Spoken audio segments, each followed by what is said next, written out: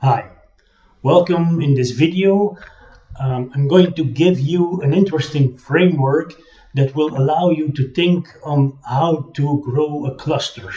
An industry cluster is a geographical concentration of activity, and benefits of being in that location is that your business works better, that the entire region has a lot of advantages of that increased activity. So, especially in Europe, there's a lot of cluster activities going on. Regularly, I get questions on how can I grow a cluster, how can I start a cluster, how does it work? And after doing some thinking, I came up with an interesting framework that just has two axes. Okay, yeah, I'm a consultant. We can only think in two dimensions, more is complex. A framework that gives you a very simple way of thinking about a cluster. So let's have a look at it. There are two axes. On the one axis, this axis, you have the relative asset density. Clusters is all about density. You want to create density in a certain asset. That asset can be creative people, that asset can be access to technology, that asset can be a lot of IP that's going on, that asset can be a lot of resources that are very scarce in other regions. And the point is that it's a relative exercise. Assets are the density of assets is compared to the density of that asset in the regions around it. If you have a lot of regions around you and your cluster that also have a lot of that asset density of that same asset, then it will be very difficult to try to create a high asset density compared to the other regions.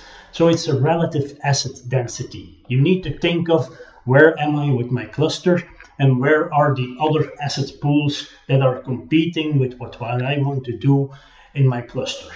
And on that axis, you have a very high relative asset density on top and a very low relative asset density at the bottom. The second thing a cluster needs to do is it needs to help the companies and the organizations within the cluster. Basically, there's only one thing that you can do as a cluster, and that's reducing transaction costs. If you're an organization, then you will be tempted to move and to work within a cluster if it's beneficial for you from a financial perspective. So the idea is if you can reduce the transaction costs for a company because they're in that cluster, they will be engaged and will be willing to move within the cluster. So that's the other axis, the transaction cost reduction. High transaction cost reduction on the right, low transaction costs on the left. And if we have those two dimensions, that can give us a good explanation on how clusters work.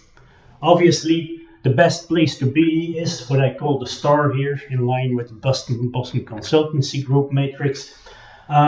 If you have a high relative asset density and you have a strong transaction cost reduction potential, then you will have a very well functioning cluster.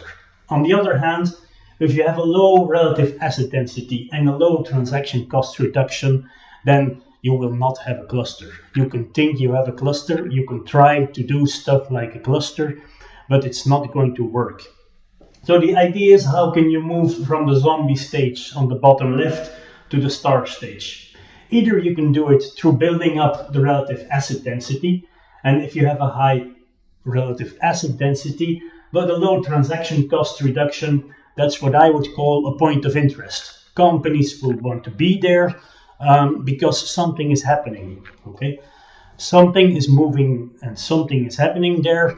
Other competitors, other companies, other organizations are doing something in that location. So it seems interesting. So companies tend to copy behavior and they think, oh, let's go there. Let's look what's happening. And you create a point of interest. You create an interest and slowly your relative asset density will increase. And the more the asset density increases, the more you will become a point of interest. So in the end, you could have a very high relative asset density with a lot of activity going on, but then the question is how to click it through towards a star logic, and that's where you need to focus on the transaction cost reduction. What's transaction costs between companies? It's building bridges. building communication links, making sure everybody knows everybody, building events, setting up joint projects, anything that lowers the boundaries between different organizations and companies will help to reduce transaction costs. Make sure that information in one company is almost within arm's reach of other companies. So it's very easy that if you say, I need to develop something, but I don't have the skills, but I know another company within my cluster that has those skills. If the connection to that company is already established, you will have lower transaction costs in figuring out who will do that. So that's the way to move forward. Go through the point of interest logic by building up your relative asset density, and then move into the star position by creating very low transaction costs. Another route would be from the zombie corner to lower the transaction cost reduction without building the relative asset density first. But then I think you would end up in a small club logic. You will have a very limited amount of players that are well connected to each other, that have low transaction costs to each other, but because you lack the entire relative asset density, it doesn't generate enough interest from outside the cluster to attract other organizations and to kickstart some asset density building activities. And that will be a very slow way of building a cluster, a real functioning cluster.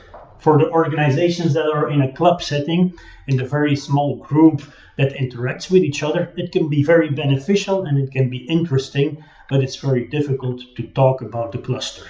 So my suggestion would be, if you're in the zombie point, if you want to build a cluster, go through the point of interest logic and start building your asset density compared to other regions. That would be a very easy and very strong way of building a cluster. So yeah, I hope you found it interesting. Let me know in the comments and let me know if you would like to have more videos like this. Thank you.